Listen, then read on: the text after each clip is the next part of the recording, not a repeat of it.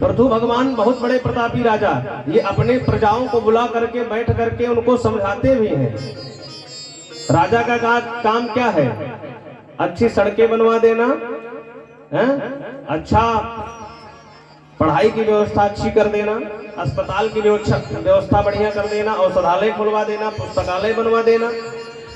ये सब तो करते हैं पृथु भगवान, लेकिन अपनी प्रजा को बुला करके उन्हें उपदेशित भी करते हैं, धर्म का उपदेश देते हैं। जहां पर राजनीति अगर धर्म से अलग हो गई, धर्म विरुद्ध राजनीति होने लगी, वहां पर समस्या हो जाएगी। इसीलिए आज राजा होकर के प्रजा को प्रवचन देते हैं, प्रजा को समझाते हैं। पृथु भगवान क्या कहते हैं? व्यालालयद्रुमा वैते त्यरिक्ताखिल संपदा यद गृहस्थीर्थपादीय पादतीर्थ विवर्जितः। पृथु भगवान प्रजा को समझाते हैं, कहते हैं वो घर शमशान के बराबर है जिस घर में कभी संतों का चरण नहीं पड़ा, चरणोदक कभी ब्राह्मणों का नहीं पड़ा, वो घर शमशान के बराबर है। अयोध्या में हमारे पूज्य महाराज जी हैं, आचार्य जी हैं, उनका बड़ा ही सुंदर पद है। कहते हैं विप्रन के पग धोवन से जहि द्वार पे कीचड़ होवत नाही, गर्जन वेद और शास्त्रन के ध्वनि से नभमंडल गूंजत नाही। स्वाहा स्वधा कहि के जहाँ विप्रन आहुति कर्म करावत नाही, सो घर है शमशान की भांति तहाँ सुख संपत्ति आवत नाही। कहते हैं जहां पर जिस घर पर ब्राह्मणों के पैर धुलने से द्वार पर कीचड़ नहीं होता, जहां पर वेद और शास्त्रों का गर्जन नहीं होता, जिस वायुमंडल में जिस क्षेत्र में वेद और शास्त्रों का गर्जन नहीं होता,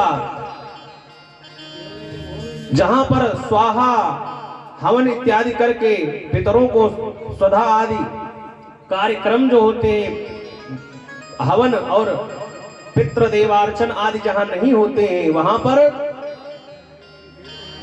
कहते हैं सो घर है शमशान की भांति, वो घर शमशान की भांति है, कहाँ सुख संपत्ति आवत नहीं, वहां पर लोग कलह से पीड़ित रहते हैं। यही बात पृथु जी महाराज कहते हैं व्यालालयद्रुमा वैते त्यरिक्ताखिल संपदा यद गृहस्थीर्थपादीय पादतीर्थ विवर्जितः।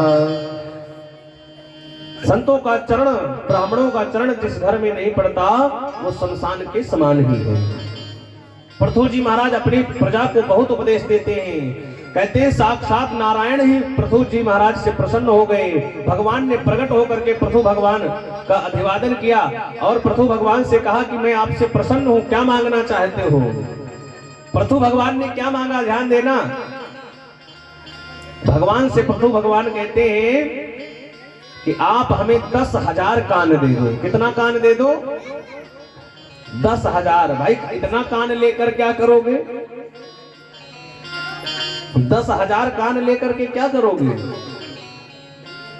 पृथु जी महाराज कहते हैं कि ये 2 कान हैं, मैं अभी तक आपकी कथा केवल इन्हीं 2 कानों से सुन पा रहा हूं और मैं तृप्त नहीं हो पा रहा हूं। लेकिन जब मेरे पास 10,000 कान हो जाएंगे तो मैं 10,000 कानों से आपकी कथाओं को सुनूंगा, जिससे मैं आपकी कथा अमृत को पान करके हृदय हमारा तृप्त हो जाएगा। धन्य है पृथु जी महाराज जो भगवान की कथा के इतने बड़े प्रेमी। उन्होंने कहा कि 10,000 कान की शक्ति एक ही कान में आ जाए। इस तरह से समझिए, एक कान सुनने में जितना समर्थ है, हमारा कान इतना तीक्ष्ण हो जाए कि 10,000 कानों की शक्ति आ जाए। भगवान प्रकट है सामने, लेकिन पृथु महाराज ने ये नहीं कहा कि हमें धन दे दो, दौलत दे दो, इतना वर्ष राज करने का आशीर्वाद दे दो। उन्होंने कहा कि बस आपकी कथा मैं निरंतर सुनना चाहता हूं, इसलिए 10,000 कानों की शक्ति मुझे इन 2 ही कानों में दे दो।